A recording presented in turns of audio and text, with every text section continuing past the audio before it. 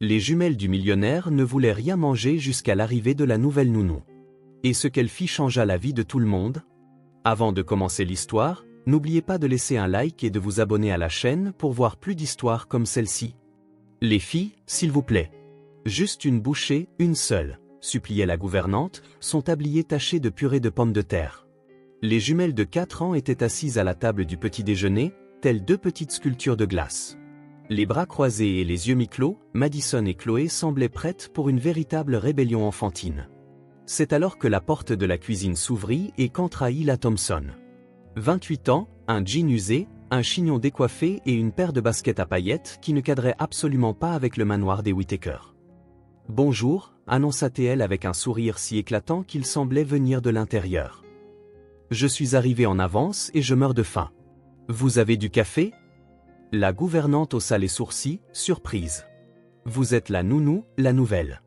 C'est votre premier jour. » Hila. « Ravie de vous rencontrer », dit-elle avec enthousiasme en tendant la main. Seule la gouvernante la lui serra. Les jumelles restèrent figées sur place, comme deux gargouilles méfiantes. « Elles n'ont rien mangé depuis hier », murmura la gouvernante. « Monsieur Whittaker va perdre la tête s'il apprend qu'elles ont encore sauté un repas. » Hila posa les mains sur ses hanches, inspectant la scène. « Très bien, laissez-moi faire. » Sans demander la permission, elle ouvrit le réfrigérateur comme si elle était chez elle et commença à sortir des œufs, du lait, de la farine et un pot de crème fouettée périmée, qu'elle reposa discrètement. En quelques minutes, la cuisine fut envahie par une odeur de pancakes et de musique. Oui, Hila avait posé son téléphone sur le comptoir et cuisinait au son de Twist and Shoot des Beatles. Et ce qu'elle fit ensuite, personne ne l'oublierait jamais. « En piste !» cria-t-elle en faisant sauter un pancake en l'air et en se lançant dans une danse. Mais pas n'importe quelle danse. Elle faisait de grands pas exagérés, tournoyait comme si elle était sur une scène de Broadway et cala soudain une poêle sur chaque hanche, comme s'il s'agissait de castagnettes. Les jumelles se regardèrent. Puis un son que l'on n'avait pas entendu dans le manoir depuis une éternité éclata. Des gloussements. « Encore ! Fais-le encore !» s'exclama Chloé en tapant dans ses mains. « Les pancakes dansent », ajouta Madison. Hila lui fit un clin d'œil. « Je ne danserai que si vous mangez. C'est le marché. » Les filles échangèrent un autre regard. La bataille était officiellement terminée. Elles prirent leurs fourchettes et avalèrent la première bouchée. La gouvernante faillit en pleurer. À l'étage, Henry Whittaker examinait des documents dans son bureau minimaliste. Costume sombre, lunettes rectangulaires, cheveux parfaitement coiffés. L'homme le plus froid de l'hémisphère nord.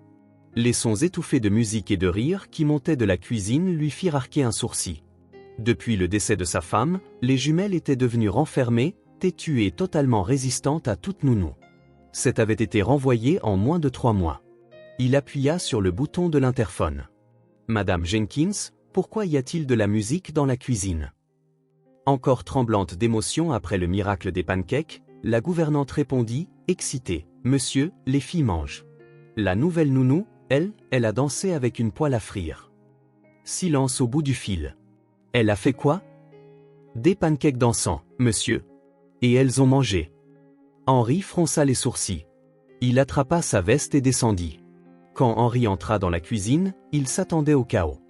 Au lieu de cela, il trouva quelque chose de bien plus déconcertant. 2 petites filles heureuses avec le visage barbouillé de miel et une femme faisant tourner un pancake sur son doigt comme un ballon de basket. « Qu'est-ce qui se passe ici ?» demanda-t-il d'une voix ferme et froide. Hila arrêta de faire tourner le pancake, mais ne parut pas décontenancé. « Bonjour à vous aussi, patron. Vous voulez un pancake dansant ?» Les jumelles éclatèrent de rire. « Henry, non. Vous êtes la nouvelle nounou. »« De chair, d'os et de paillettes », répondit-elle en montrant ses baskets. Il l'étudia un long moment. Il s'attendait à une professionnelle réservée et convenable, en uniforme, qui s'adresserait aux enfants par un « mademoiselle », pas à quelqu'un qui mettait les Beatles et organisait des spectacles de pancakes improvisés. « J'exige de la discipline, de la responsabilité et du silence, » dit-il. « Super. Moi, j'exige du café, le respect des pancakes, et que personne ne meure d'ennui avant le déjeuner, » rétorqua-t-elle avec un sourire malicieux. Les jumelles s'étouffèrent de rire. Henry n'avait ni le temps pour les disputes, ni la patience pour l'insolence. Il tourna les talons et monta les escaliers, mais avant de disparaître, il jeta un dernier regard à ses filles. Elle souriait, et ça, c'était nouveau, il devait l'admettre. Plus tard, en débarrassant la table, il a trouvé un dessin que Madison avait laissé, une esquisse de bonshommes la représentant elle, Chloé et Hila, se tenant la main. Au-dessus, en lettres de travers, était écrit « Nanny magique ». Hila tint doucement le papier et murmura « Vous allez me donner du fil à retordre, mes petites jumelles enchantées ». Mais ce qu'elle ne savait pas encore, c'est que le vrai problème se trouvait à l'étage, portant une cravate grise, un visage sérieux et un cœur solidement verrouillé. Et il n'avait aucune idée que cette nounou était sur le point de bouleverser tout son univers. Le deuxième matin d'Hila au manoir des Whittaker, la cuisine était déjà méconnaissable. Là où régnait autrefois le silence, on entendait maintenant les rires des enfants et Here Comes the Sun diffusés par le vieux téléphone qu'elle avait apporté de chez elle. Aujourd'hui, c'est le jour du petit déjeuner magique, annonça Hila en entrant dans la cuisine, vêtue d'un petit tablier rose qu'elle avait trouvé dans le placard de la gouvernante. Qui veut des œufs brouillés d'encens ? Madison et Chloé, encore en pyjama licorne, applaudirent avec enthousiasme. Il était difficile de croire qu'il s'agissait des mêmes enfants silencieuses d'il y a à peine 3 jours. « Comment dansent les œufs ?» demanda Chloé en grimpant sur une chaise, les yeux brillants de curiosité. « Oh, ça, c'est un secret d'État », chuchota Hila avec un regard espiègle. « Mais je vais vous le dire, juste à vous deux. On ajoute un peu d'assaisonnement d'amour, on remue au rythme de la musique, et voilà, des œufs dansants. » Madame Jenkins, observant depuis l'embrasure de la porte de l'office, ne put cacher son sourire. En 40 ans de service dans la maison, elle n'avait jamais vu les filles aussi excitées à l'heure du repas. « Mademoiselle Hila » dit Jenkins en entrant avec une tasse de café fumante. Le jardinier demande si on peut baisser un peu la musique. Il dit que les voisins en parlent. « Les voisins ?» Hila arrêta de remuer les œufs et se retourna, curieuse. « Qu'ont-ils dit ?»« Que pour la première fois depuis des mois, ils ont entendu des rires venant de cette maison, » répondit Jenkins, les yeux embués. « Et que c'est un son charmant. » Hila sentit sa poitrine se serrer. Elle prit la main de la gouvernante et la serra doucement. « Alors, continuons à faire du bon bruit, d'accord ?» À 10 heures du matin, lorsqu'Henri descendit chercher des papiers qu'il avait oubliés dans son bureau, il trouva le salon transformé en décor de film pour enfants. Les coussins par terre étaient devenus un château, les rideaux des grottes secrètes, et Hila était assise au milieu de tout ça, racontant une histoire avec une voix différente pour chaque personnage. Et alors, la princesse Chloé attrapa sa baguette magique, dit Hila en agitant une cuillère en bois, et transforma tous les méchants dragons en chatons tout doux. Les jumelles éclatèrent de rire en se roulant sur les coussins. Henri s'arrêta sur le seuil, observant. Son salon impeccable et toujours organisé était complètement sens dessus-dessous, et il aurait dû être agacé. Mais il y avait quelque chose de fascinant dans la façon dont ces filles interagissaient avec Hila, comme si elle était un pont vers un monde auquel elles avaient oublié comment accéder. Monsieur Whittaker l'aperçut Hila en lui faisant un signe joyeux. « Vous voulez vous joindre à l'histoire ? J'ai besoin de quelqu'un pour jouer le roi courageux. »« Non, merci, » dit-il sèchement. « Je suis juste venu chercher des papiers. »« Papa, reste. » Tati Hila fait des voix rigolotes, dit Madison en courant vers lui. Henri sentit un pincement au cœur. Cela faisait si longtemps que Madison ne lui avait pas demandé de jouer. « Peut-être une autre fois, ma chérie. Papa doit travailler. » Le sourire de Madison s'effaça un peu, et Henri se détesta pour ça. Plus tard, à l'heure du déjeuner, Hila transforma la salade en un voyage à travers la forêt enchantée, où chaque feuille de laitue était une feuille magique et chaque carotte une potion d'énergie. Les filles mangèrent toute leur salade, chose que même leur propre mère n'avait jamais réussi de son vivant. « Comment faites-vous ça ?» demanda Carlos, le chauffeur de la famille, qui observait par la fenêtre de la cuisine. « Faire quoi ?» répondit Hila en essuyant la vinaigrette sur le visage des jumelles. « Les faire sourire comme ça, manger sans discuter. Elles ont l'air d'enfants normaux. » Hila s'arrêta et le regarda. « Ce sont des enfants normaux, Carlos. Elles avaient juste besoin que quelqu'un le leur rappelle. » Cet après-midi-là, pendant la sieste des filles, le personnel se rassembla dans la cuisine comme il ne l'avait pas fait depuis des mois. Jenkins prépara du café, Carlos apporta des biscuits que sa femme avait faits, et même Rosa, la femme de ménage la plus timide de la maison, se joignit au groupe. « Elle est différente », murmura Rosa en remuant du sucre dans son café. « Elle rend la maison vivante. » Les filles ont changé en seulement 2 jours, acquiesça Carlos. « Hier, Madison m'a montré un dessin qu'elle a fait. C'est la première fois qu'elle dessine quelque chose depuis, Eh bien, depuis l'accident. Jenkins hocha la tête solennellement. Monsieur Whittaker a changé, lui aussi. Il est plus présent. Il est descendu 3 fois aujourd'hui juste pour prendre des papiers. Il ne fait jamais ça. Vous croyez qu'elle lui plaît? Chuchota Rosa. Rosa, la gronda Jenkins. Nous ne devrions pas spéculer sur la vie privée du patron. Mais tout le monde sourit en silence. En fin d'après-midi, Henry était dans son bureau quand il entendit du bruit venant du jardin. Il regarda par la fenêtre et vit Hila apprendre aux jumelles à jouer à une chasse au trésor parmi les rosiers. Elle avait peint de petites pierres colorées et les avait dispersées sur la pelouse, transformant le jardin soigneusement entretenu en terrain de jeu. Quand le jeu se termina et que les filles rentrèrent pour leur bain, Henry descendit parler à Hila. « Il faut que je vous parle, dit-il d'un ton formel. »« Bien sûr, répondit-elle, tout en ramassant les pierres colorées. De quoi s'agit-il? Les filles ont fait trop de désordre? Il ne s'agit pas de ça. Henry prit une profonde inspiration. Depuis 2 jours, il observait cette femme mettre sa maison sens dessus-dessous. Musique forte, désordre constant, cris, rires, tout ce qu'il ne supportait pas.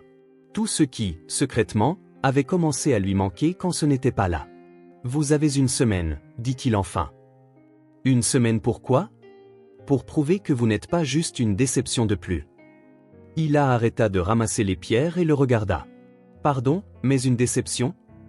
Cette nounou avant vous. Chacune a promis qu'elle était exactement ce dont les filles avaient besoin. Chacune a échoué. Chacune a laissé les filles plus renfermées qu'avant. » Henry croisa les bras, adoptant sa posture de dirigeant froid. « Vous êtes ici depuis 2 jours et vous avez déjà mis ma maison sens dessus-dessous. De la musique forte, du désordre partout. Mon jardin rempli de pierres peintes.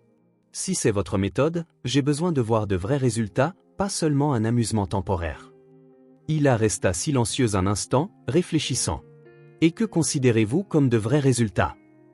Qu'elles redeviennent les enfants qu'elles étaient avant? » Il hésita, avant de perdre leur mère. « Qu'elles mangent sans avoir besoin d'un spectacle.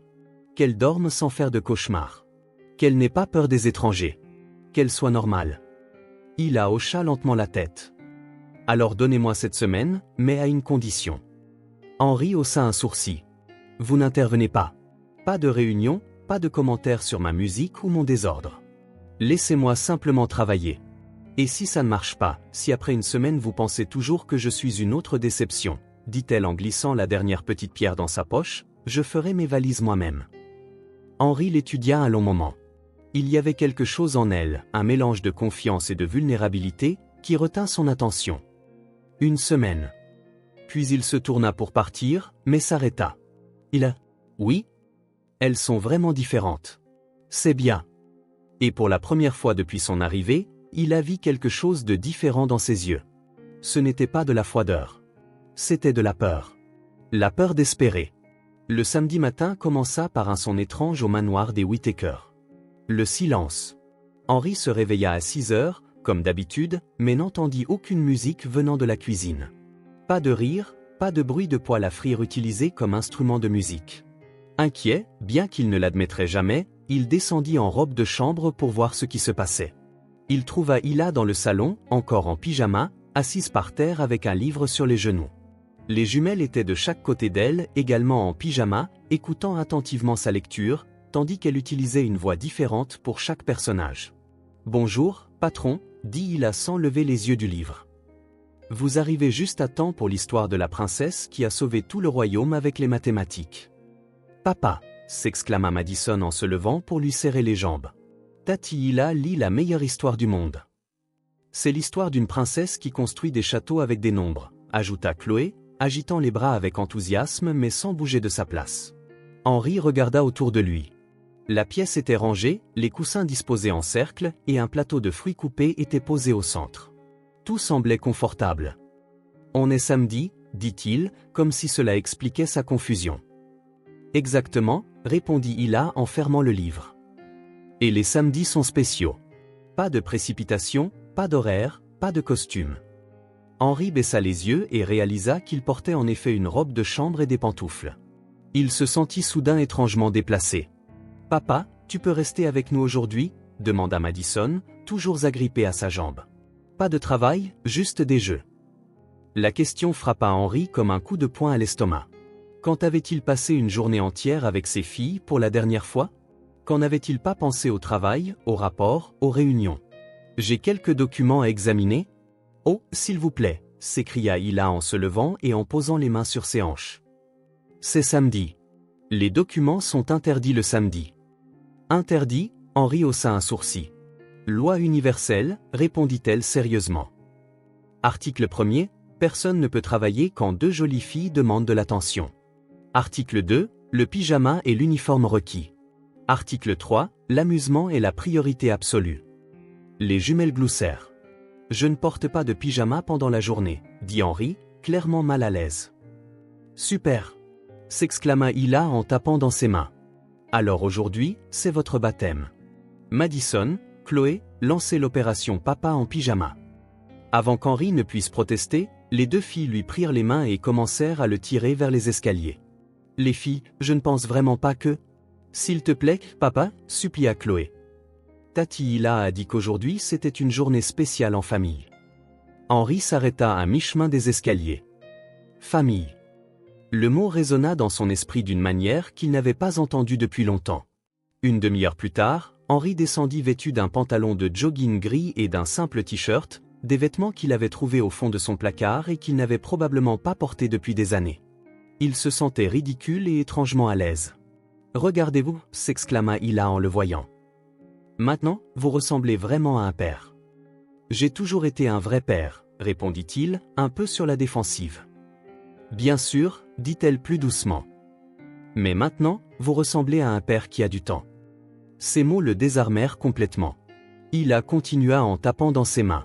« Alors, qu'est-ce que vous trois voulez faire en ce samedi en pyjama ?»« Construire quelque chose » cria Chloé. « Dessiner » cria Madison. « Prendre un café » marmonna Henri, essayant toujours de s'adapter à la situation. Hila rit. « Parfait. Nous allons faire tout ça. D'abord le café, puis chacun fait ce qu'il aime le plus. Et à la fin, tout le monde montre ce qu'il a fait. Ça vous va ?» Et c'est ainsi qu'Henri se retrouva assis par terre dans la salle de jeu, ce qu'il n'avait pas fait depuis que les filles étaient bébés. Chloé était entourée de pièces de Lego, construisant ce qu'elle insistait pour appeler son robot de combat contre la tristesse. Madison avait des crayons de couleur éparpillés tout autour d'elle, dessinant avec la concentration d'une artiste professionnelle. « Que construis-tu, Chloé ?» demanda Henri, sincèrement curieux.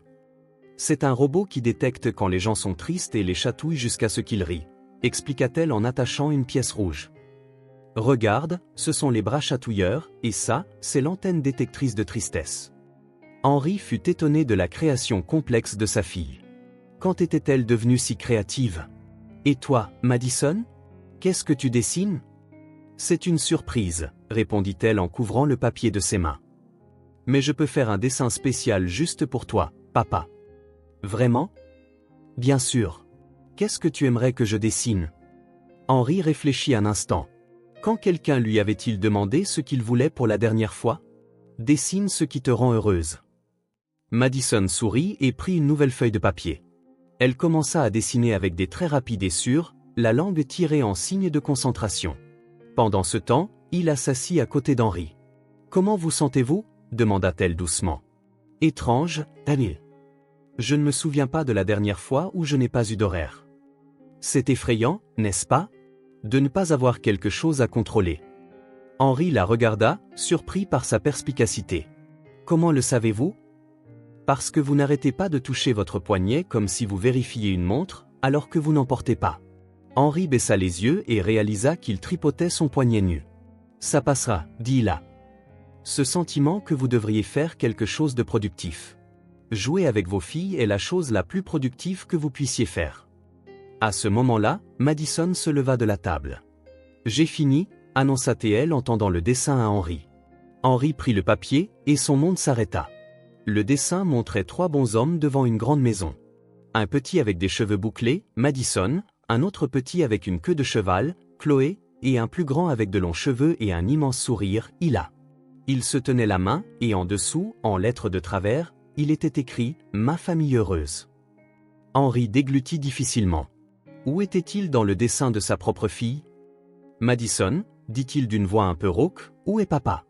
« Oh, dit-elle en attrapant un crayon marron. J'ai oublié. Papa travaille toujours, alors je ne pouvais pas le dessiner. Les mots frappèrent Henri comme une gifle. Mais je peux te dessiner maintenant, ajouta Madison joyeusement, complètement inconsciente de l'impact de ses paroles. Comment devrais-je te dessiner? En costume ou en pyjama? Henri resta assis en silence un long moment, fixant l'image. 3 personnes heureuses.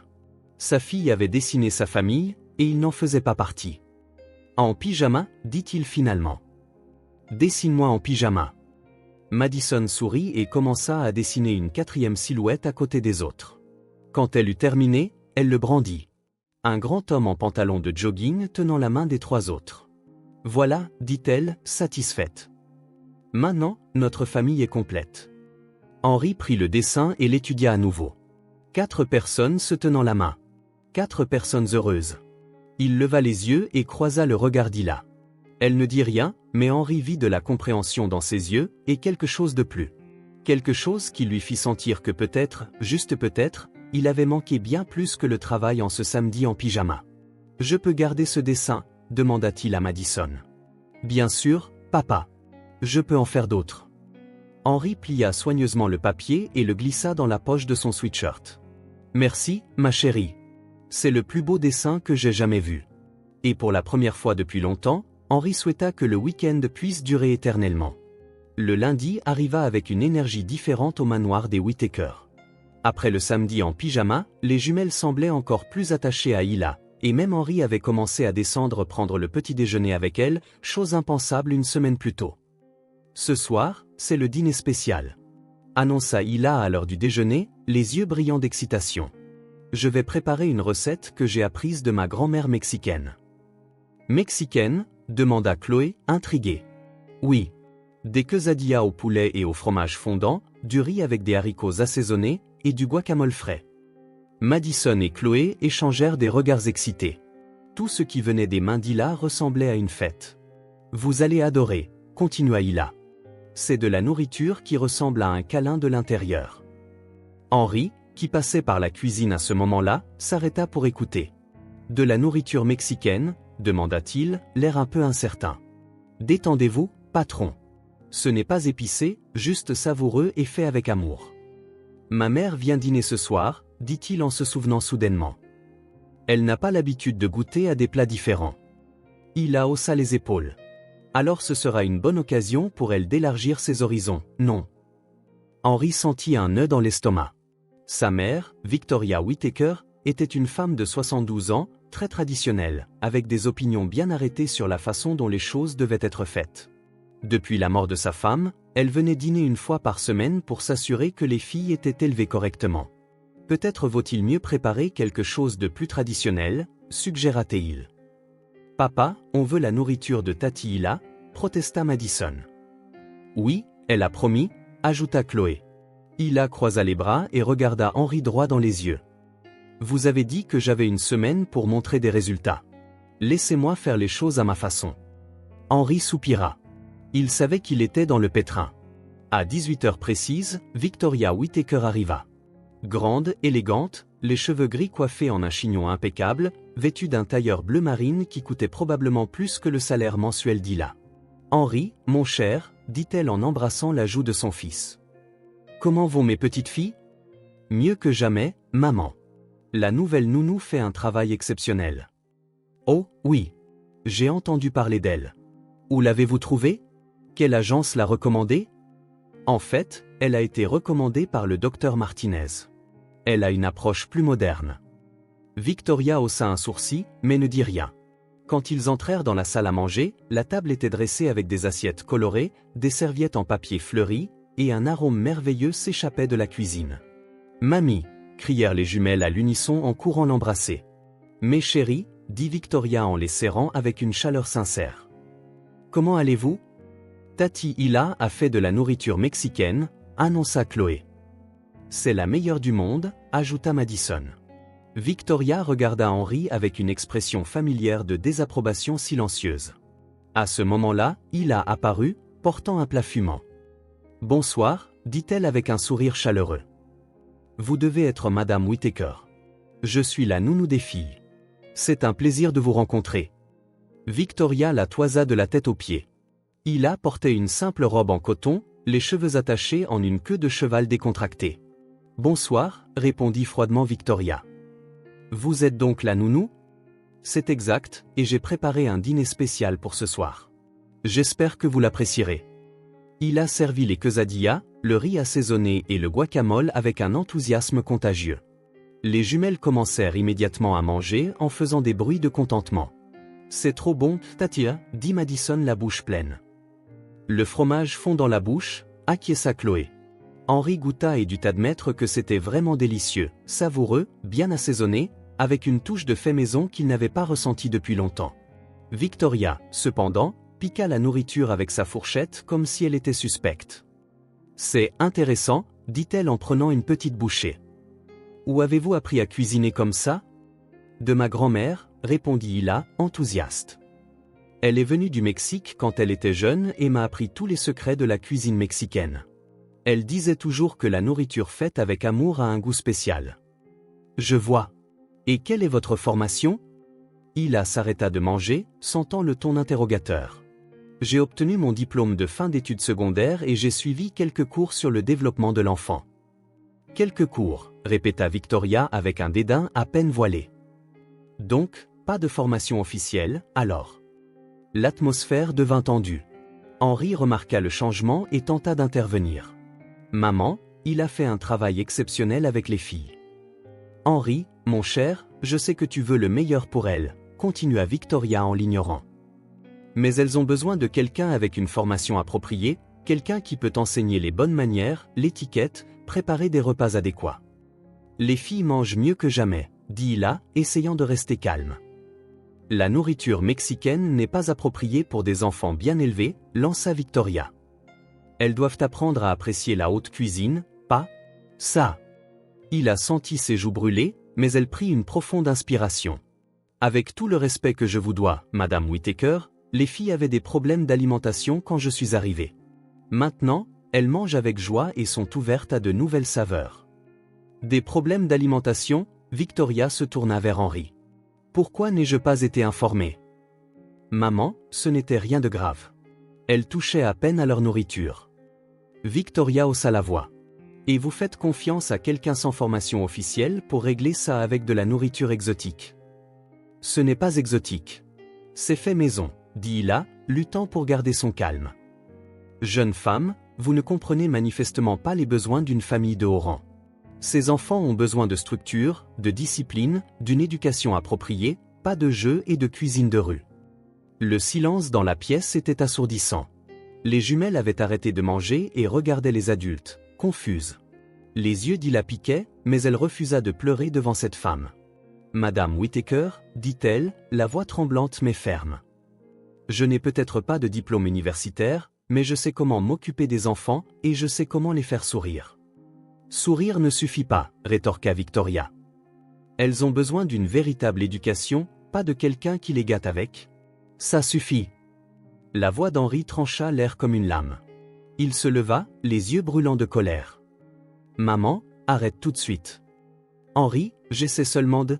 Tu humilies la femme qui a ramené mes filles à la vie, dit-il avec une fermeté qui le surprit lui-même. La femme qui a fait ce que cette nounou qualifiée n'ont pas pu faire. La bouche de Victoria s'ouvrit de stupeur. Hila n'a peut-être pas de diplôme accroché au mur, mais elle a quelque chose de bien plus précieux. Elle se soucie sincèrement d'elle et les filles l'adorent. Henri, je n'ai pas fini, l'interrompit-il. Ces derniers jours, j'ai vu mes filles rire, jouer, manger avec bonheur.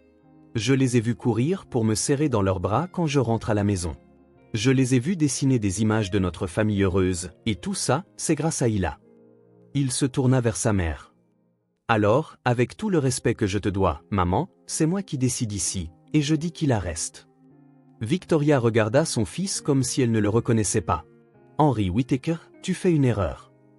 La seule erreur que j'ai faite, c'est de laisser les autres décider de ce qui était le mieux pour mes filles pendant bien trop longtemps.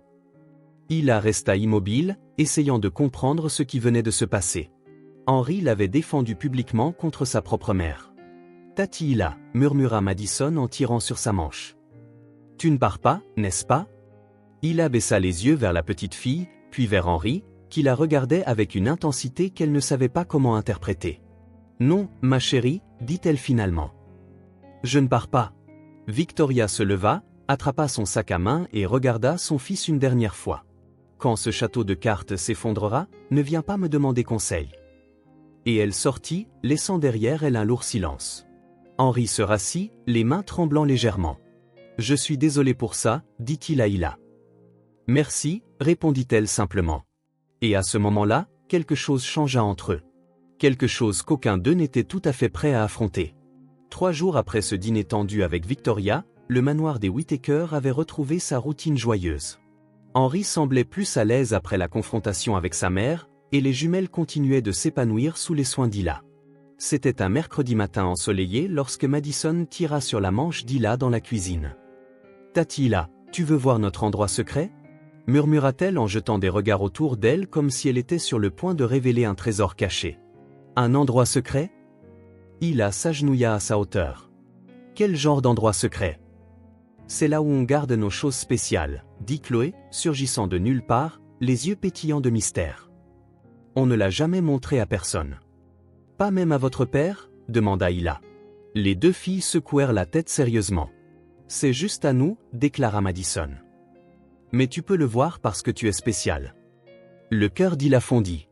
Être qualifiée de spéciale par ses 2 petites filles était l'un des cadeaux les plus précieux qu'elle ait jamais reçus. « Alors, montrez-moi cet endroit magique. » Les jumelles la conduisirent dans le jardin, au-delà des rosiers soigneusement entretenus et de la fontaine en marbre. Elles se dirigèrent vers une zone plus cachée où un grand arbre projetait une ombre fraîche et agréable. « C'est ici » annonça Chloé en désignant la base de l'arbre. Madison s'agenouilla et commença à creuser avec ses petites mains dans la terre molle entre les racines. En quelques secondes, elle sortit une boîte en métal bleu de la taille d'une boîte à biscuits. « Notre boîte à trésors » dit-elle en la tenant comme si elle était en or. Hila s'assit dans l'herbe à côté des filles, touchée et curieuse d'être incluse dans quelque chose d'aussi personnel. « Je peux voir ce qu'il y a à l'intérieur ?» Les jumelles échangèrent un regard solennel et hochèrent la tête. Madison ouvrit le couvercle de la petite boîte, révélant son contenu soigneusement arrangé. Hila sentit son souffle se couper. À l'intérieur se trouvaient des photographies d'une belle femme aux cheveux blonds et au sourire radieux. Certaines étaient des photos professionnelles, d'autres des clichés décontractés. La femme jouant avec les jumelles quand elles étaient plus jeunes, serrant Henri dans ses bras lors d'un événement social, riant pendant un pique-nique. « C'est notre maman » dit Chloé en tenant l'une des photos avec révérence. « Elle était la plus belle du monde. »« Et la plus cool aussi » ajouta Madison en sortant une lettre froissée de la boîte. « Regarde, c'est la lettre que je lui ai écrite la semaine dernière. » Hila déplia soigneusement le papier. Dans l'écriture maladroite d'une enfant, Madison avait écrit « Chère maman, aujourd'hui Tati Hila a fait des pancakes. Tu l'aimerais bien. Elle est drôle comme toi. J'espère que tu reviendras bientôt pour la rencontrer. Je t'aime, Madison. » La poitrine d'Hila se serra. « Et celle-ci, c'est ma lettre » dit Chloé en brandissant un autre papier. « J'ai parlé à maman de mon nouveau robot.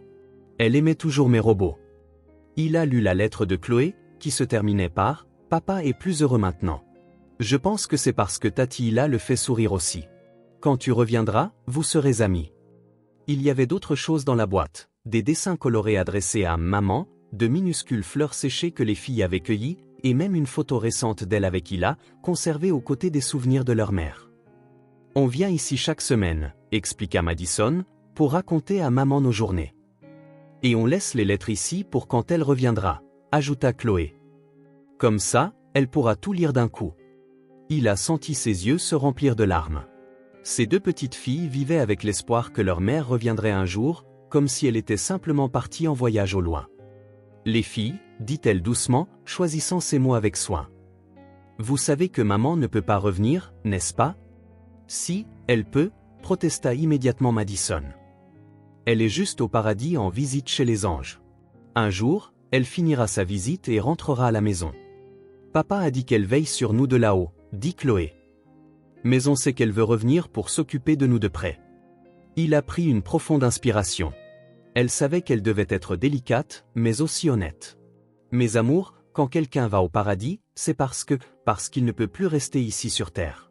C'est comme un voyage sans retour. » « Non, s'écria Madison en serrant la photo de sa mère contre sa poitrine. Elle a promis qu'elle ne nous quitterait jamais.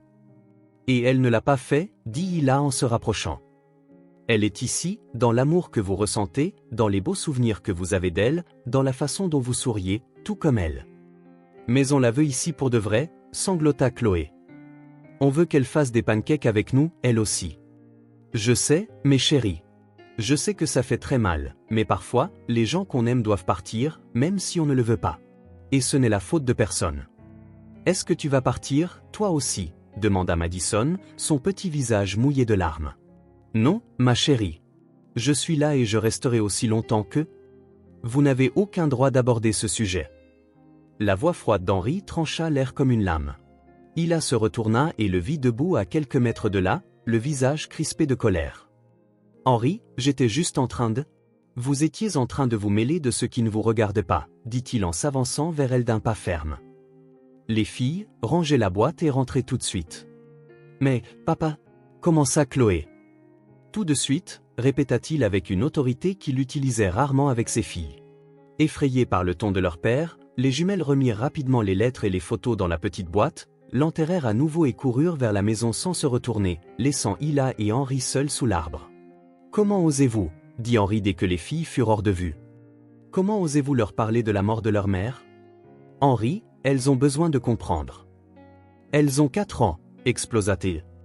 Elles n'ont rien besoin de comprendre, si ce n'est qu'elles sont aimées et protégées. Mais elles vivent dans un monde imaginaire, rétorqua Hila en se levant. Elles écrivent des lettres à quelqu'un qui ne répondra jamais, attendant un retour qui n'arrivera jamais. Et c'est votre problème ? Henri s'approcha, envahissant son espace personnel. Vous êtes ici depuis une semaine, et vous pensez pouvoir réécrire la façon dont je gère le deuil de mes filles. Je n'essaie pas de réécrire quoi que ce soit. J'essaie d'aider. Aider ? Il eut un rire sans joie. En détruisant le dernier lien qu'elles ont avec leur mère. Elles n'ont pas besoin d'oublier leur mère. Elles ont besoin d'accepter qu'elle est partie. Arrêtez, cria Henri, les yeux brillants de douleur. Arrêtez de faire comme si vous saviez ce qui est le mieux pour elles. Vous ne savez rien de nous, de ce que nous avons traversé, de ce que c'est que de se réveiller chaque jour en sachant que la personne la plus importante de votre vie a disparu. Hila resta silencieuse, sentant le poids de sa douleur. Vous n'avez aucun droit, continua-t-il, la voix plus basse maintenant, mais toujours chargée d'émotion, d'aborder ce sujet. Vous n'avez aucun droit de vous ingérer dans la façon dont elles gèrent la perte de leur mère. Ce n'est pas votre responsabilité. Alors, à qui est-ce la responsabilité ? Demanda-t-elle doucement. La mienne, répondit-il. Uniquement la mienne. Et je décide quand et comment elles y feront face. Henri se tourna pour partir, mais s'arrêta. À partir de maintenant, contentez-vous des repas et des jeux.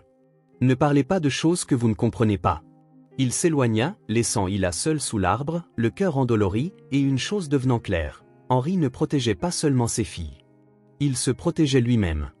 L'ambiance au manoir des Whittaker était lourde depuis la dispute dans le jardin. Henri regardait à peine Hila, et elle s'efforçait de maintenir une normalité pour les jumelles, qui sentaient clairement la tension dans l'air.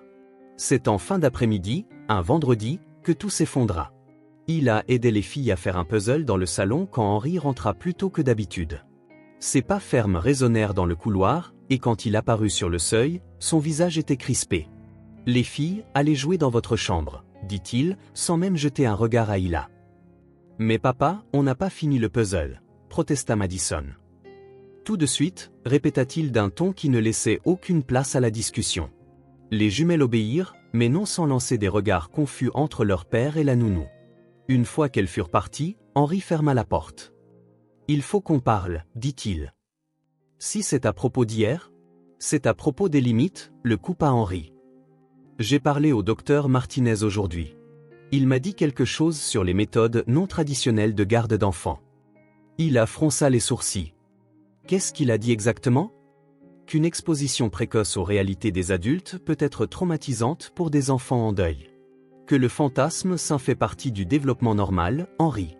Que les nounous non formés font parfois plus de mal que de bien quand elles essaient d'aider, continua-t-il, chaque mot la frappant comme un poignard. Il a senti son sang bouillir. A-t-il vraiment dit ça, ou entendez-vous simplement ce que vous voulez entendre ? Je protège mes filles. Vous vous protégez vous-même, rétorqua-t-elle, incapable de se retenir plus longtemps.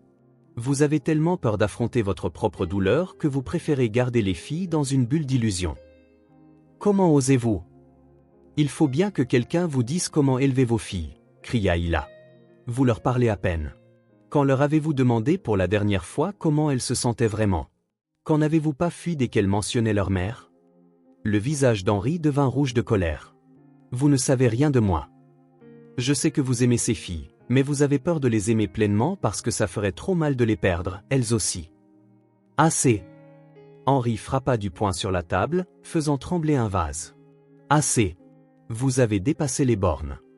De l'étage, ils entendirent une porte claquer et le bruit de pas précipités. Ils arrêtèrent de crier et levèrent les yeux. Madison, Chloé, appela Henri. Silence. Ils montèrent les escaliers en courant et trouvèrent la chambre des filles vide. La fenêtre était ouverte, les rideaux flottant au vent. Où sont-elles? Murmura Henri, la panique montant dans sa voix. Madison, Chloé, cria Hila dans le couloir. Rien.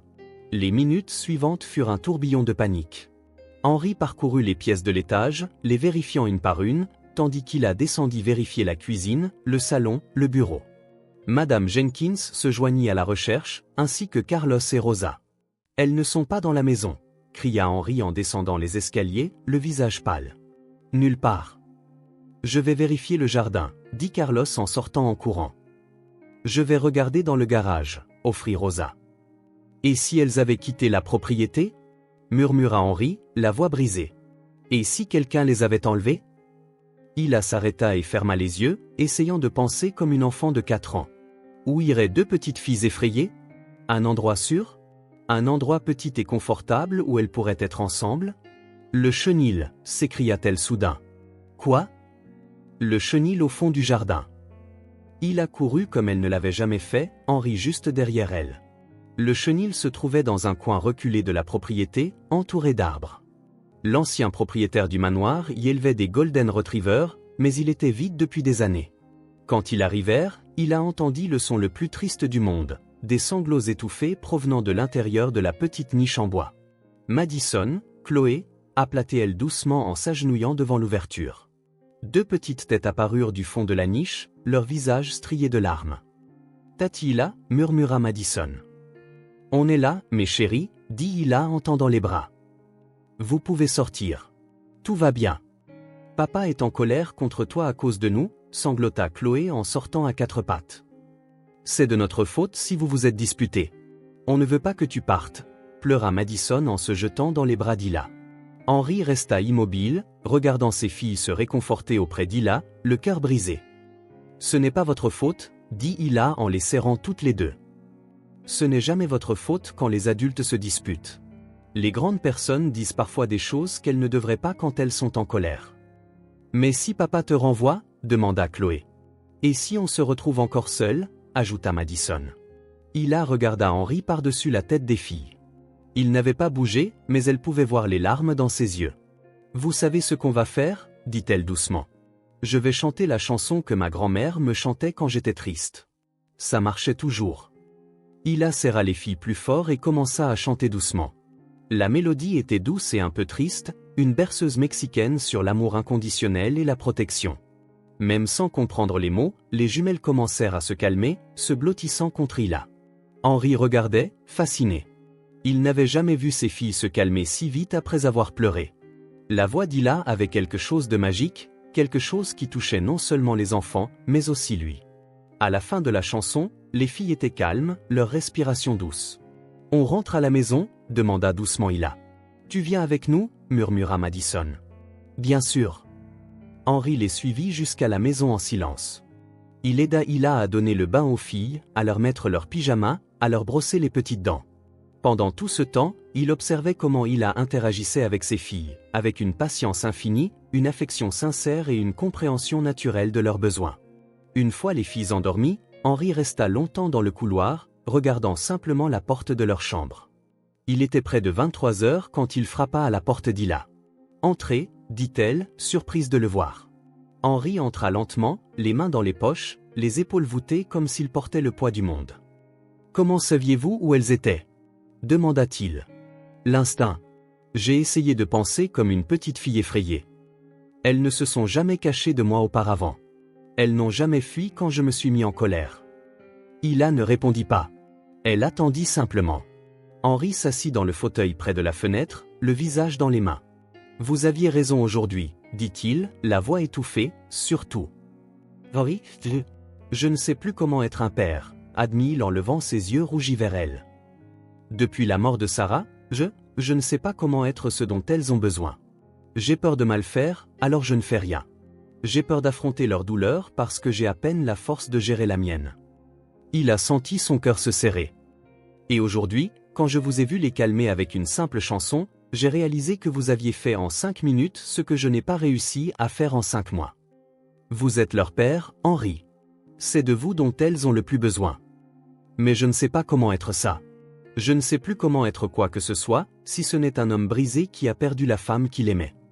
Le silence entre eux était lourd de douleur et d'honnêteté brute. Je ne sais plus comment être un père, répéta-t-il en la regardant. Voulez-vous m'apprendre ? Le samedi matin apporta une atmosphère complètement différente au manoir des Whittaker.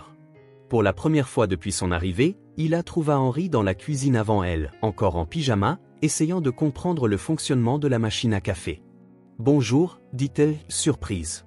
« Besoin d'aide ? » « S'il vous plaît », répondit-il avec un sourire penaud. « Chaque fois que j'essaie de faire du café, ça ressemble à de l'eau boueuse. » Hila rit et s'approcha, lui montrant la bonne quantité de café moulu et doux. Leurs doigts s'effleurèrent brièvement alors qu'elle l'aidait à positionner la carafe, et tous deux sentirent une petite étincelle. « Papa !» crièrent les jumelles en chœur, apparaissant dans la cuisine, encore en chemise de nuit. « Pourquoi es-tu levé si tôt ? » « J'ai pensé que j'aiderais à préparer le petit déjeuner, » dit Henri en s'agenouillant pour les serrer dans ses bras. « Qu'en pensez-vous ? » Madison et Chloé se regardèrent, les yeux écarquillés de surprise et de joie. « Vraiment ? » demanda Chloé. « Vraiment. Mais je vais avoir besoin de l'aide de vous deux, et d'Hila. » Ainsi commença la première matinée de véritable travail d'équipe entre eux. Henri semblait étonnamment ouvert aux suggestions d'Hila sur les routines des filles. « Elles aiment t'aider à la cuisine, » expliqua Hila en préparant les ingrédients pour les pancakes. « Ça leur donne le sentiment d'être importantes et c'est bon pour leur motricité. » « Logique, » approuva Henri, regardant Madison remuer la pâte avec une concentration totale. « Je n'y avais jamais pensé. » « Et Chloé adore mesurer les choses, » continua Hila. « Regardez comme elle est concentrée quand elle utilise le verre doseur. » Henri observa sa plus jeune fille compter soigneusement chaque cuillerée de sucre, la langue tirée en signe de concentration. « Comment avez-vous découvert tout ça sur elle » demanda-t-il, sincèrement curieux. « En prêtant attention » répondit simplement Hila. « Chaque enfant a ses propres intérêts et talents. Il suffit de les remarquer. » Au petit déjeuner, Henri essaya une des suggestions d'Hila. Chacun à table partagea une bonne chose qu'il attendait avec impatience ce jour-là. « Je veux construire un fort en coussin » annonça Madison. « Je veux apprendre à papa comment faire mon robot dansant » dit Chloé. « Je veux apprendre » dit Henri en regardant Hila. « Apprendre à être un meilleur père. » Hila sentit son cœur se serrer. « Et toi, Hila » demanda Madison. « Je veux vous voir heureuse. C'est tout ce que je veux, toujours. » Plus tard cet après-midi-là, quand Henri suggéra qu'ils préparent le dîner ensemble, Hila fut de nouveau surprise. « Vous êtes sûr ? Vous n'avez pas de travail ? » « Le travail peut attendre, » dit-il. « Les filles demandent des lasagnes depuis des semaines, et je n'ai jamais su comment en faire. »« Les lasagnes, c'est facile, » s'exclama Hila. « Et les filles peuvent aider avec le fromage râpé. » La cuisine se transforma en un désordre délicieux et organisé. Henri suivit attentivement les instructions d'Hila, posant des questions à chaque étape. Leurs mains ne cessaient de s'effleurer pendant qu'ils cuisinaient. Quand il lui passa la sauce alors qu'elle tenait le plat, quand ils se penchèrent tous les deux en même temps pour prendre quelque chose dans le four, quand elle corrigea sa façon de couper les tomates. « Comme ça » dit Hila, posant ses mains sur les siennes pour guider le couteau. Des mouvements fermes mais doux. Henri retint sa respiration une seconde. Ses mains étaient chaudes et douces, et le parfum sucré qu'elle portait lui faisait tourner la tête. « Comme ça » demanda-t-il, la voix un peu rauque. « Parfait » murmura-t-elle, réalisant seulement alors à quel point ils étaient proches. De l'autre côté de la cuisine, Madison donna un coup de coude à Chloé et lui chuchota à l'oreille. Les deux échangèrent des regards complices. « Tati Hila » appela innocemment Madison. Tu trouves que papa est beau? Il a failli laisser tomber le bol de sauce. Madison, gronda Henry, le visage rouge. C'est juste une question, protesta Madison. Carlos a dit que quand les grands cuisinent ensemble et n'arrêtent pas de se regarder, c'est parce que... Madison Elizabeth Whittaker, interrompit Henry, mortifié. Chloé gloussa. Carlos a dit que c'est parce qu'ils s'aiment bien. Les filles, dit rapidement Hila, essayant de changer de sujet. Pourquoi n'iriez-vous pas mettre la table? Plus tard, après que les filles soient allées prendre leur bain, Henry et Hila finirent de préparer le dîner dans un silence confortable mais chargé. Désolé pour les filles, dit Henry en coupant du fromage. Elles sont très observatrices ces derniers temps. Ce sont des enfants intelligentes, répondit Hila en évitant son regard. Elles remarquent tout. Oui, c'est vrai. Henry posa le couteau et se tourna vers elle. Hila, je voulais vous dire, vous êtes différente de toutes les personnes qui ont travaillé ici. Elle arrêta de remuer la sauce. Différente comment? Vous ne traitez pas cela comme un simple travail. Vous vous souciez vraiment d'elle, et apparemment de moi aussi. Il a senti quelque chose s'agiter dans sa poitrine. Quelque chose de dangereux, mais de merveilleux. Henry, je n'essaie pas de vous mettre mal à l'aise, dit-il rapidement. C'est juste, vous avez redonné vie à cette maison. Aux filles, à moi. Il a pris une profonde inspiration. Elle devait orienter la conversation avant que ses sentiments ne deviennent incontrôlables. Vous avez été un père merveilleux aujourd'hui, dit-elle en se concentrant sur la sauce. Les filles sont radieuses. Seulement parce que vous m'avez montré comment faire. Vous aviez juste besoin de vous souvenir comment vous connecter avec elles. Et vous m'avez appris ça aussi, dit Henry en se rapprochant. Le moment fut interrompu par des gloussements venant de l'embrasure de la porte de la cuisine. Ils se retournèrent et virent deux petites têtes qui jetaient un coup d'œil. « Vous nous espionnez » demanda Henry en faisant semblant d'être sévère. « Non » mentirent les jumelles à l'unisson en courant dans la cuisine. « Tati Hila, dit Madison. Tu veux rejoindre notre club secret? » Quel club secret? Le club des enfants intelligents, répondit Chloé avec un air important. Et que fait ce club? Les jumelles échangèrent un autre regard. On résout des problèmes, dit vaguement Madison. Quel genre de problème? Les problèmes que les adultes ont quand ils ne savent pas qu'ils s'aiment bien, répondit Chloé avec une innocence totale. Henry faillit s'étouffer. Les filles?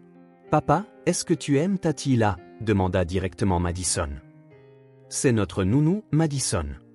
Ce n'est pas une réponse, fit remarquer Chloé en croisant les bras. Et toi, Tati Hila? Madison se tourna vers elle. Tu aimes papa? Hila regarda Henry, puis les filles, se sentant piégées et incertaines. J'aime toute la famille, dit-elle diplomatiquement. Mais est-ce que tu l'aimes vraiment? Insista Madison. Madison, ça suffit, dit Henry, bien que sa voix manque de conviction. Le cœur d'Hila se mit à battre la chamade. La vérité était que oui, elle avait commencé à ressentir quelque chose pour Henry qui allait bien au-delà de tout ce qui était professionnel. La façon dont il s'était ouvert, comment il essayait d'être un meilleur père, comment il la regardait quand il pensait qu'elle ne faisait pas attention. Mais c'était risqué. Elle était la nounou, il était le patron. Les filles étaient vulnérables et avaient déjà perdu leur mère. Et si les choses tournaient mal? Je dois vérifier les lasagnes, dit-elle, échappant à la question et au regard intense d'Henry. Mais en ouvrant le four, il a su que quelque chose entre eux avait changé de manière irréversible. Et d'après les gloussements discrets derrière elle, elle pouvait aussi dire que deux petites filles très observatrices avaient leur propre plan pour l'avenir de la famille. Le problème, c'est qu'Hila n'était pas sûre d'être prête à faire partie de ces plans. Le lundi arriva, gris et pluvieux, de grosses gouttes frappant les fenêtres du manoir Whittaker. Hila s'attendait à une journée calme à l'intérieur, peut-être à faire du bricolage avec les filles ou à regarder des films. Mais Madison et Chloé avaient d'autres idées. « Tati Hila !» cria Madison en courant vers la fenêtre du salon. « Regarde toute cette pluie. C'est la journée parfaite. »« Parfaite pourquoi, mes chéris ?»« Pour le défilé des parapluies, » répondirent-elles en chœur. Hila haussa un sourcil. « Le défilé des parapluies ?»« Maman le faisait avec nous quand il pleuvait beaucoup, » expliqua Madison, les yeux brillants d'excitation. « On prend tous les parapluies de la maison et on défile dans le jardin. Chacun choisit une couleur différente, » ajouta Chloé. « Et on fait des poses de mannequin. » Hila regarda dehors. La pluie était soutenue, mais il n'y avait pas d'éclairs. Et les filles étaient si enthousiastes qu'elle n'eut pas le cœur de dire non. D'accord, mais seulement si papa est d'accord. D'accord pourquoi ? Demanda Henri en entrant dans la pièce. Il était rentré plus tôt à cause du temps. Le défilé des parapluies, expliquèrent à nouveau les filles en se précipitant pour l'embrasser. Parapluie ? Henri regarda Hila, confus. C'était une tradition qu'elles avaient avec leur mère, expliqua-t-elle doucement. Elles veulent le refaire. Henri hésita. Toute mention de Sarah le mettait toujours mal à l'aise, mais ces dernières semaines, il essayait d'être plus ouvert aux souvenirs que ses filles avaient d'elle. Il pleut assez fort ? S'il te plaît, papa, plaida Madison. On a promis d'être prudente. Et tu dois venir aussi, dit Chloé en lui tirant la main. Tu n'as jamais fait le défilé des parapluies. Henri regarda Hila, qui haussa les épaules avec un sourire. Si ça ne vous dérange pas d'être un peu mouillé ? Une demi-heure plus tard, ils se tenaient tous les quatre devant la porte d'entrée, en imperméable et bottes. Les filles avaient choisi des parapluies colorés dans le placard de l'entrée. Madison en avait un rose avec des licornes, et Chloé un bleu couvert d'étoiles.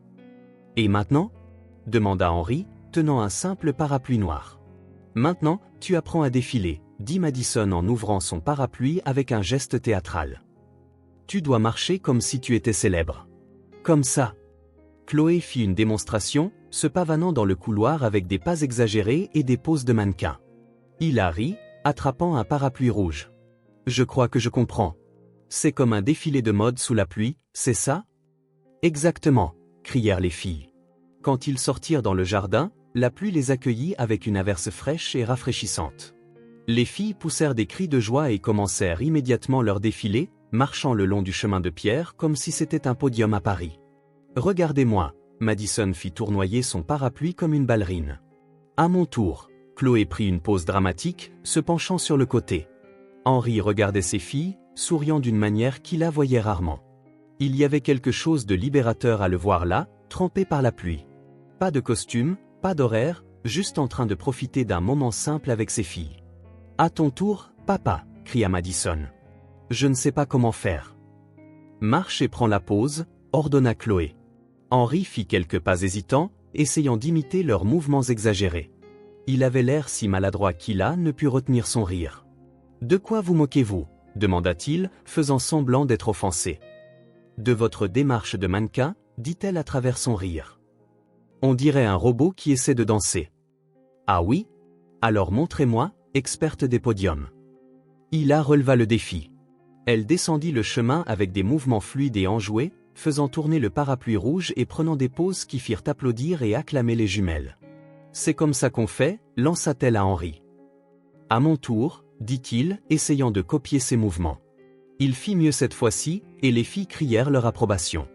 Le jeu se poursuivit pendant plusieurs minutes, chacun défilant à tour de rôle sur le podium humide, riant de plus en plus fort à chaque fois. Puis tout changea quand Henri tenta une pirouette fantaisiste. Ses pieds glissèrent sur l'herbe mouillée et il perdit complètement l'équilibre.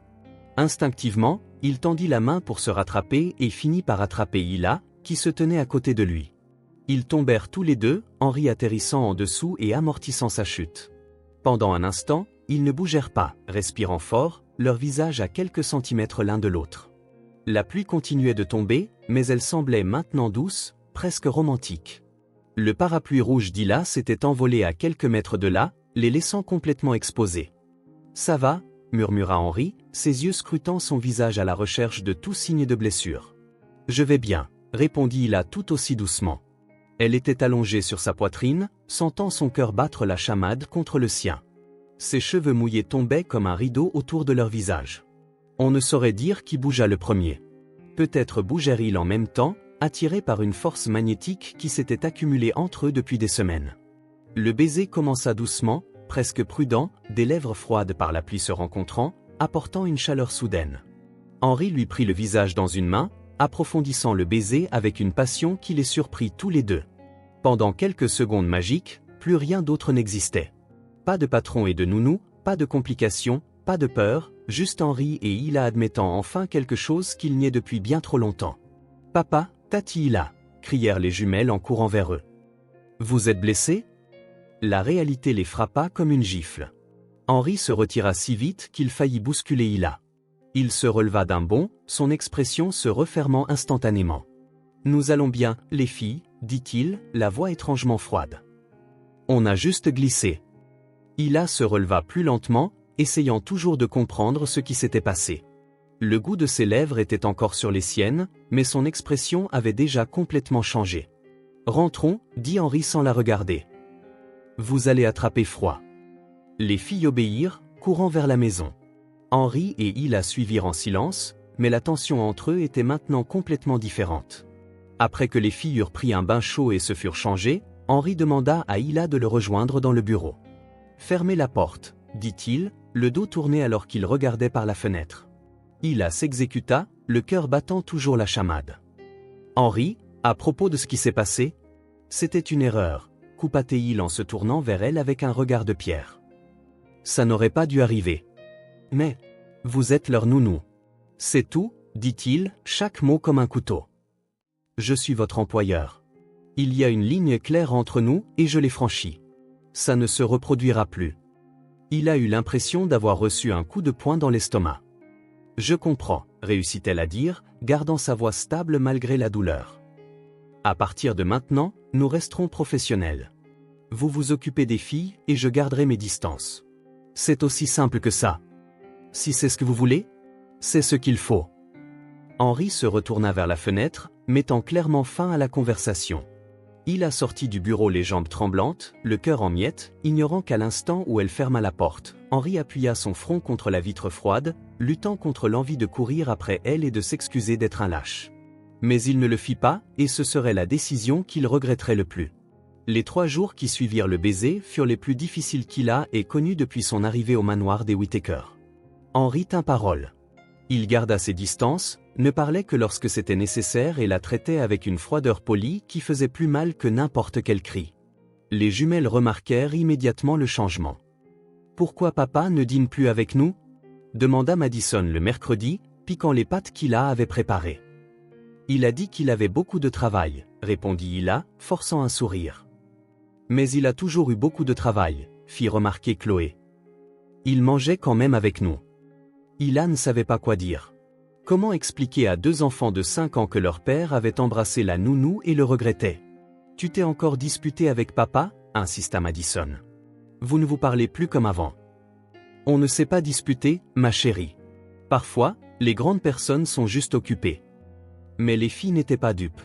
Elles remarquaient la tension, les regards évités, la façon dont Henri quittait une pièce dès qu'Hila y entrait.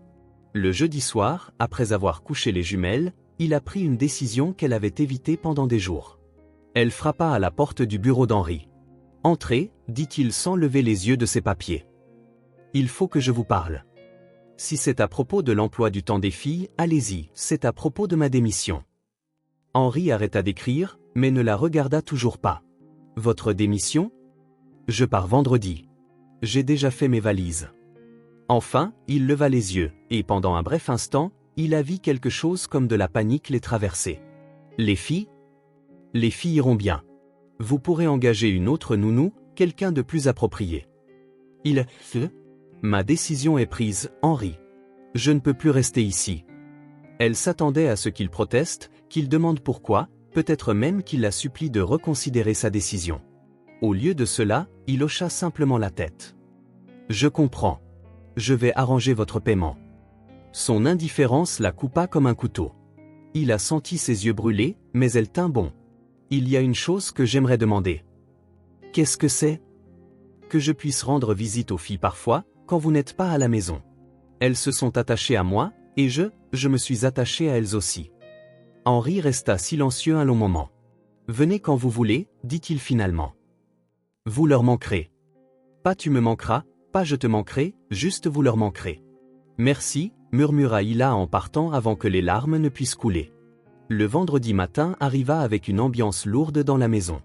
Hila essaya de maintenir la normalité, préparant le petit déjeuner pour les jumelles comme d'habitude, mais elle sentait que quelque chose n'allait pas. « Pourquoi es-tu triste, Tati Hila ?» demanda Chloé en grimpant sur ses genoux. « Je ne suis pas triste, ma chérie. Juste un peu fatiguée. »« Est-ce que tu repars aujourd'hui ?» voulut savoir Madison. Le cœur d'Hila se serra. Il était temps de leur dire la vérité. « Les filles, venez vous asseoir avec moi. » Il faut que je vous parle. Elles s'assirent à côté d'elle sur le canapé du salon, le visage sérieux et attentif. Vous savez que Tati Hila vous aime très fort, n'est-ce pas? On sait, répondirent-elles à l'unisson. Et vous savez que parfois, les gens doivent partir, même s'ils ne le veulent pas. Le sourire disparut du visage de Madison.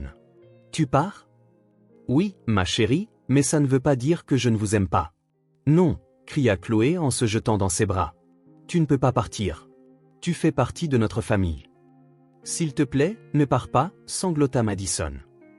On a fait quelque chose de mal? Hila les serra toutes les deux dans ses bras, retenant ses propres larmes. Vous n'avez rien fait de mal. Vous êtes les enfants les plus merveilleux du monde. C'est juste que parfois, les grandes personnes doivent prendre des décisions difficiles. C'est à cause de papa? Demanda Madison avec une sagesse qui dépassait ses 4 ans. C'est parce que vous vous êtes embrassés dans le jardin? Hila resta sans voix. Elles avaient vu. On a vu par la fenêtre, expliqua Chloé. Et après, papa est devenu bizarre. C'est de sa faute si tu pars? Ce n'est la faute de personne, mon amour. Parfois, les choses ne marchent tout simplement pas. Les jumelles passèrent la journée entière à essayer de convaincre Hila de rester.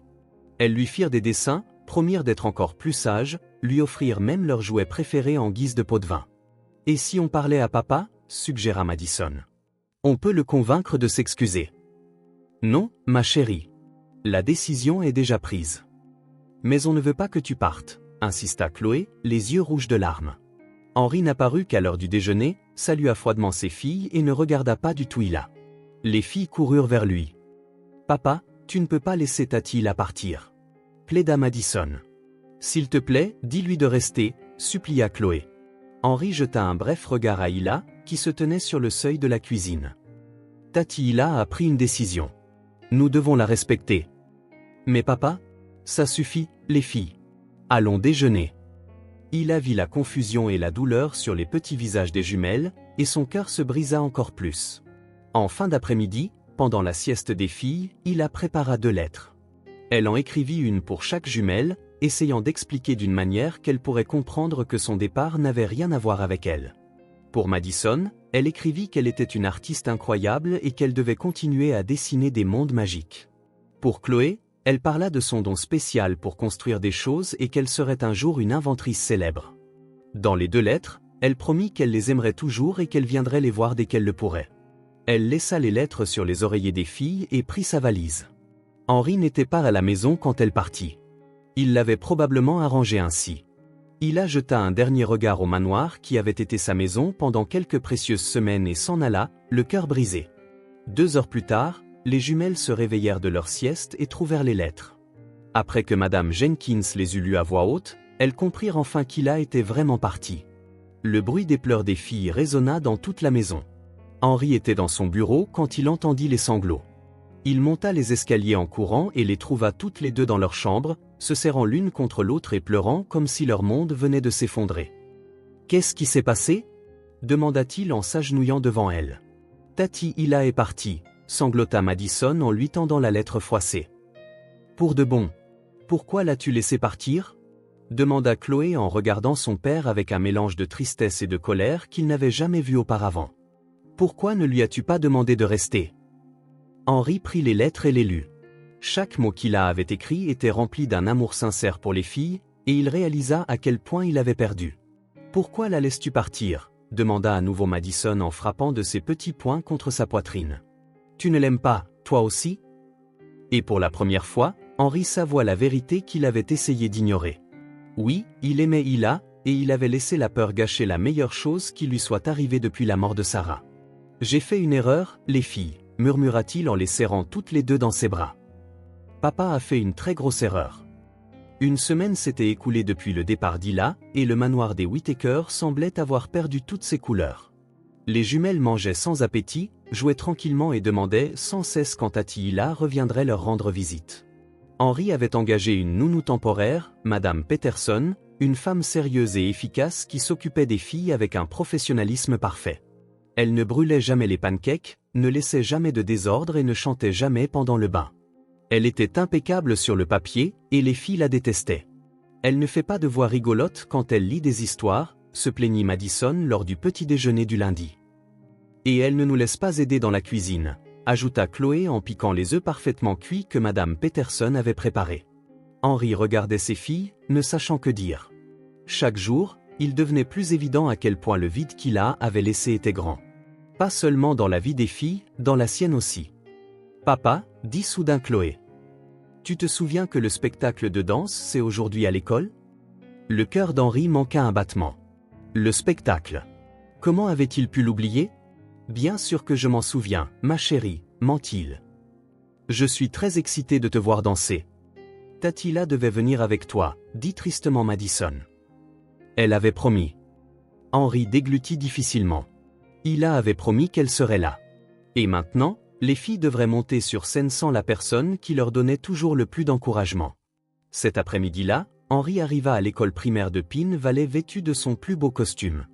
L'auditorium était rempli de parents fiers, tenant des appareils photos et des téléphones. Il trouva une place au 3e rang et attendit. Le spectacle commença avec les plus grands. De petits danseurs, âgés de 5 et 6 ans, se produisirent avec une grâce adorable, recevant des applaudissements chaleureux du public. Enfin, ce fut le tour de la classe des jumelles. La poitrine d'Henri se serra quand il vit Madison et Chloé monter sur scène, vêtus de tutus roses et bleus. La musique commença, une version instrumentale de « Brille, brille, petite étoile », et les enfants entamèrent la chorégraphie simple qu'ils avaient répétée pendant des semaines. Madison se débrouillait très bien, ses mouvements fluides et confiants. Mais Chloé était immobile au milieu de la scène, regardant le public avec la panique dans les yeux. Elle cherchait quelqu'un qui n'était manifestement pas là.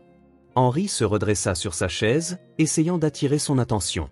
Chloé le vit et lui fit un signe, mais ne bougea pas. Les autres enfants dansaient autour d'elle, mais elle restait figée comme une statue.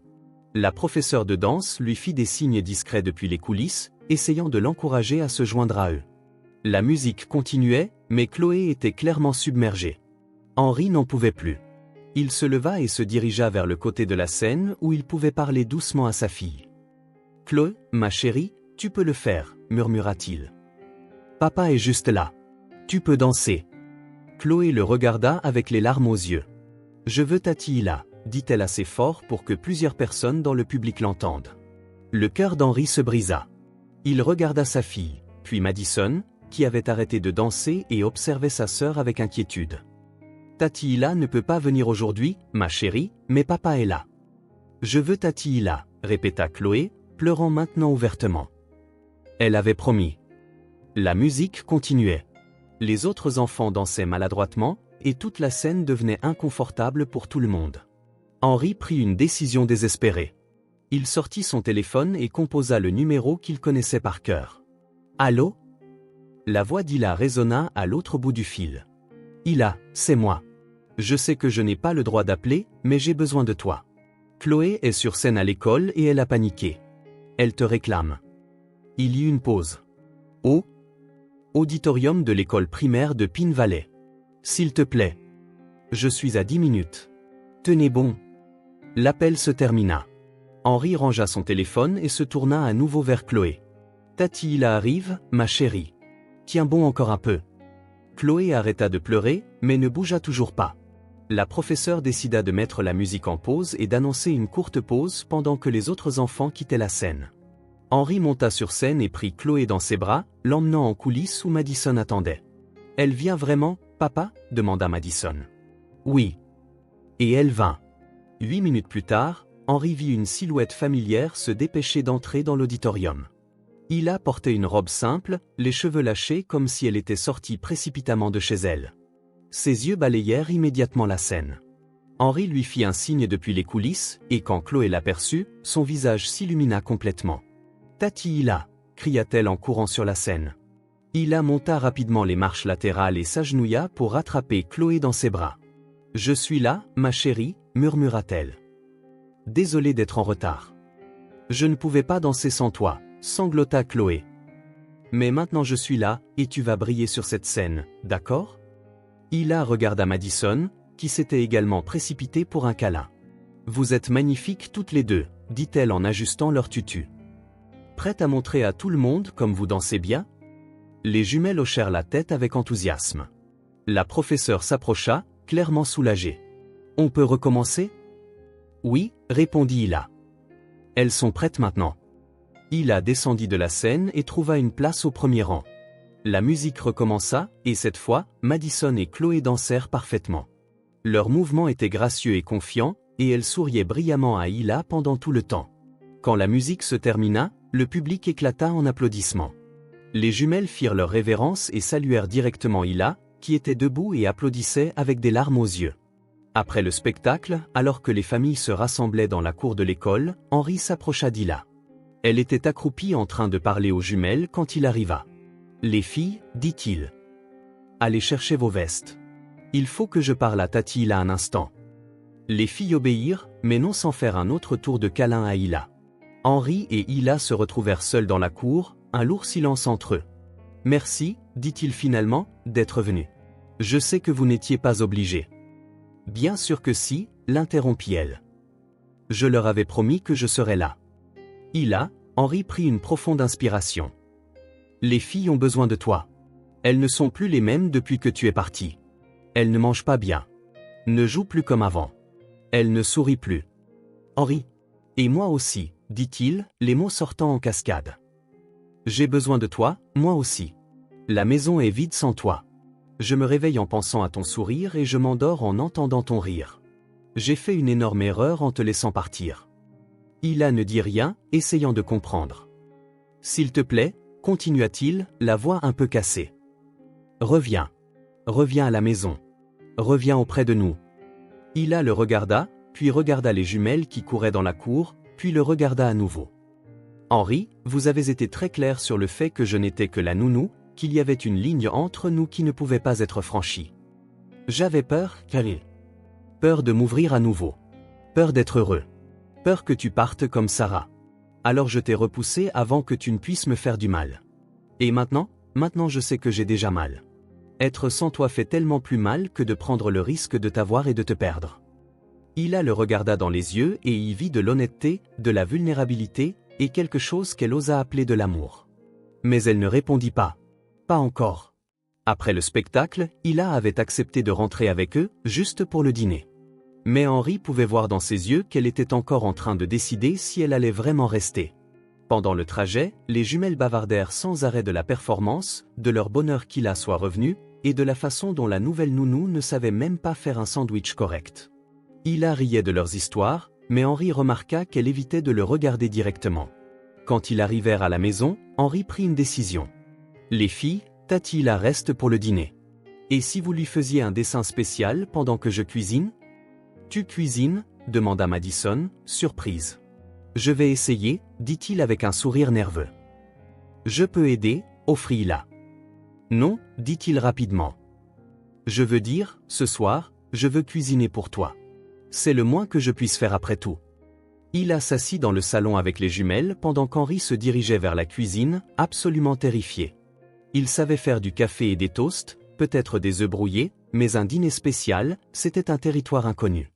Il ouvrit le réfrigérateur et étudia les options. Il y avait des ingrédients frais que Madame Peterson avait achetés, mais Henri n'avait aucune idée de comment les transformer en quelque chose de comestible, encore moins de spécial. Il prit une profonde inspiration et décida d'essayer. Après tout, qu'est-ce qui pouvait mal se passer? 1 heure plus tard, la cuisine avait l'air d'avoir été frappée par une tornade. Henri était couvert de farine, avait brûlé la première fournée de poulet, et la sauce tomate avait tellement collé à la poêle qu'il avait dû recommencer. « Besoin d'aide ?» demanda Hila en apparaissant sur le seuil. « Tout est sous contrôle », mentit-il en essayant de cacher la fumée qui sortait du four. Hila rit, de ce rire chaud et familier qui lui avait tant manqué. « Henri, vous avez de la farine dans les cheveux, et quoi que ce soit, c'est en train de brûler. »« Oui, d'accord. Peut-être que j'ai besoin d'un peu d'aide. » Ils cuisinèrent ensemble, côte à côte, comme cette nuit qui semblait maintenant si lointaine. Mais cette fois-ci, c'était différent. Henri était clairement nerveux, laissant tomber des choses, mesurant mal les ingrédients, parlant trop. « Ça va ?» demanda Hila en le regardant verser du sel là où il aurait dû y avoir du sucre. « Je vais bien. »« Pourquoi ? Je suis toujours comme ça. Tout à fait normal. Rien d'inhabituel ici. » Hila le regarda avec amusement. « Henri, vous essayez d'assaisonner la salade de fruits avec du sel. » Il baissa les yeux et vit qu'il faisait en effet exactement cela. « Oh, ça c'est une nouvelle recette que j'ai vue en ligne. Bien sûr, dit-elle en souriant. Quand ils réussirent enfin à préparer quelque chose de comestible, de simples pâtes à la sauce tomate et une salade qui n'était pas salée, ils appelèrent les jumelles pour le dîner. Pendant le repas, Henri répétait clairement quelque chose dans sa tête. Il ouvrait la bouche pour parler, puis la refermait, s'éclaircissait la gorge, commençait une phrase sur le temps, puis s'arrêtait à mi-chemin. « Papa, tu agis bizarrement », observa Chloé. « Bizarrement? Comment? Tu parles tout seul, dit Madison. On t'a entendu répéter quelque chose dans la salle de bain. Le visage d'Henri devint rouge. Je ne répétais rien. Je travaillais juste sur une présentation pour le travail. Dans la salle de bain? Demanda Chloé, sceptique. C'est un endroit très inspirant. Hila appréciait clairement son malaise.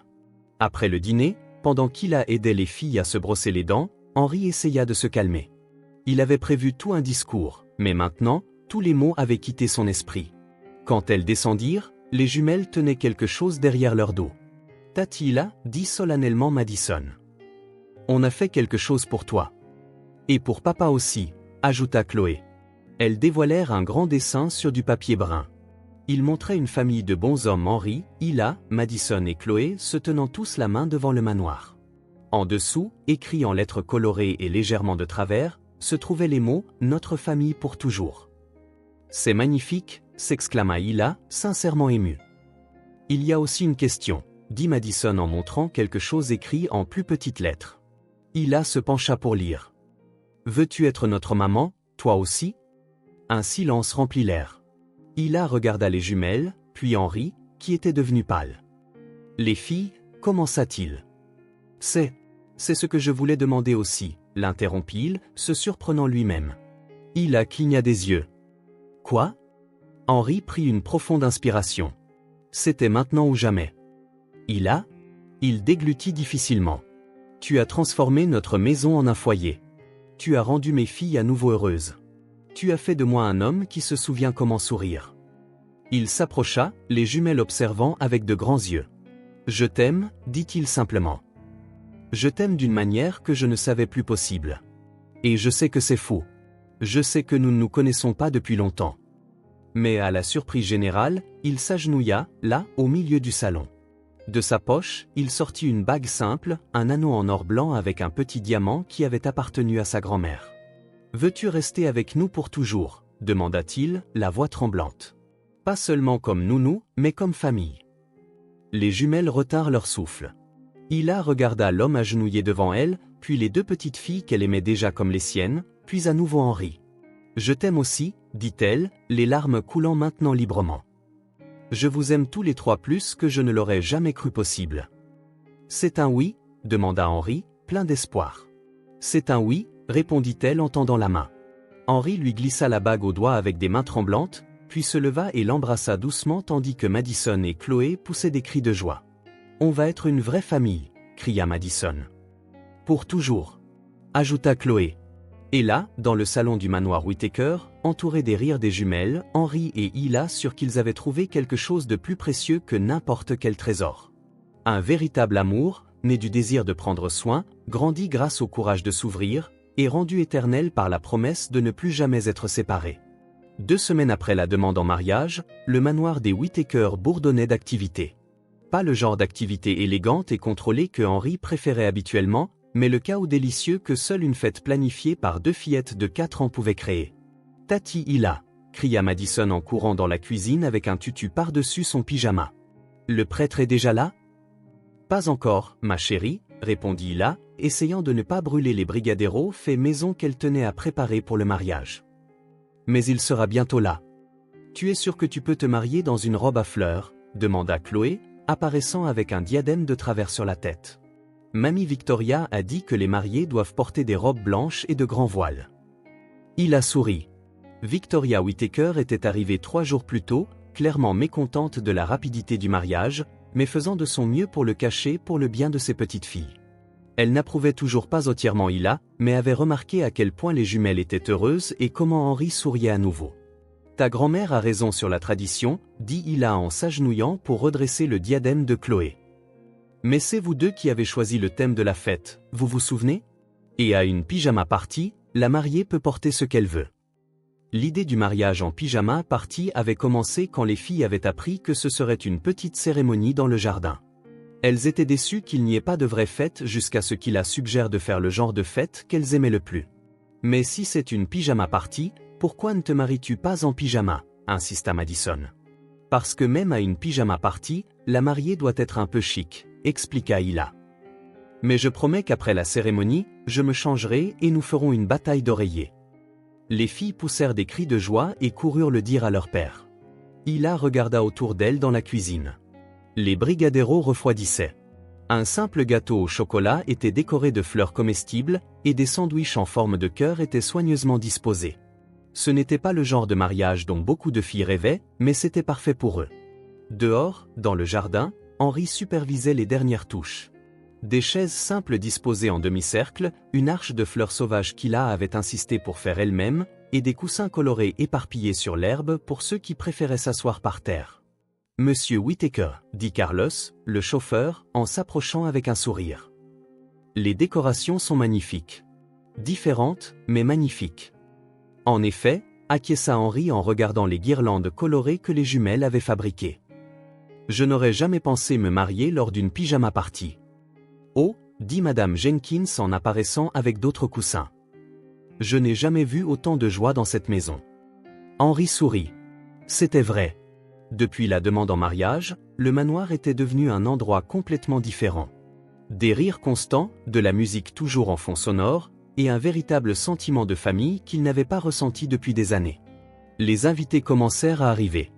Le docteur Martinez et sa femme, quelques collègues proches d'Henri, la famille d'Hila qui avait voyagé du Mexique pour le mariage, et bien sûr, Victoria. Elle portait une élégante robe bleu marine. Son seul clin d'œil au thème de la pyjama party était une écharpe colorée. Henri, dit Victoria en embrassant la joue de son fils. J'espère que tu sais ce que tu fais. Je sais exactement ce que je fais, maman, répondit-il avec une confiance qui la surprit. J'épouse la femme qui a redonné vie à notre famille. Victoria regarda autour d'elle, observant les décorations inhabituelles, les enfants courant en pyjama, les adultes discutant joyeusement sur des coussins dans l'herbe. Ce n'est pas ce que j'imaginais pour toi, admit-elle. Ce n'est pas ce que j'imaginais pour moi non plus, dit Henri. Mais c'est parfait. Quand le prêtre arriva, un jeune homme décontracté qui avait volontiers accepté la cérémonie informelle, tout le monde se rassembla dans le jardin. Les jumelles, en tant que demoiselles d'honneur officielles, descendirent le chemin couvert de pétales, en jetant encore plus partout et saluant les invités comme de petites célébrités. Puis la musique commença. Ce n'était pas la marche nuptiale traditionnelle, mais la berceuse mexicaine qui la chantait toujours pour calmer les filles. La mélodie, douce et pleine d'amour, résonnait dans le jardin. Et puis Hila apparut. Elle portait une simple robe en coton à fleurs jaunes et bleues qui s'accordait parfaitement avec le jardin. Ses cheveux étaient lâchés, avec quelques fleurs naturelles tressées dedans, et elle tenait un bouquet de marguerites qu'elle avait cueilli le matin même dans le jardin. Henri sentit son souffle se couper. Elle était radieuse, naturelle, parfaite. Hila se dirigea vers lui en souriant, s'arrêtant en chemin pour serrer les jumelles dans ses bras. Quand elle atteignit enfin le petit hôtel improvisé, Henri lui prit les mains. « Tu es magnifique », murmura-t-il. « Toi aussi », répondit-elle en riant en remarquant qu'il avait accepté de ne porter qu'une chemise légère et un pantalon en lin, sans cravate. La cérémonie fut simple et pleine d'amour.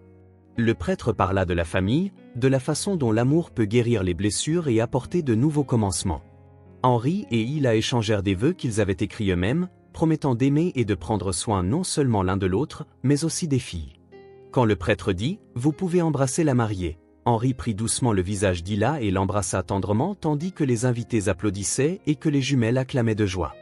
La fête qui suivit fut exactement ce que l'on attend d'une pyjama party pour adultes. Tout le monde s'assit sur l'herbe, mangea des brigadeiros avec les doigts, rit des histoires drôles racontées par les invités, et regarda les jumelles exécuter une danse spéciale qu'elles avaient répétée. Alors que le soleil commençait à se coucher, Hila s'était changée en pyjama, comme les filles, et était assise sur l'herbe à faire une bataille d'oreillers avec Madison, tandis qu'Henri et Chloé construisaient un fort en coussin. Tati Hila, dit soudain Chloé, interrompant son empilement d'oreillers et regardant autour d'elle dans le jardin. Oui, ma chérie. C'est la première fois que tout le monde dans notre maison sourit en même temps. Hila suivit le regard de la fillette.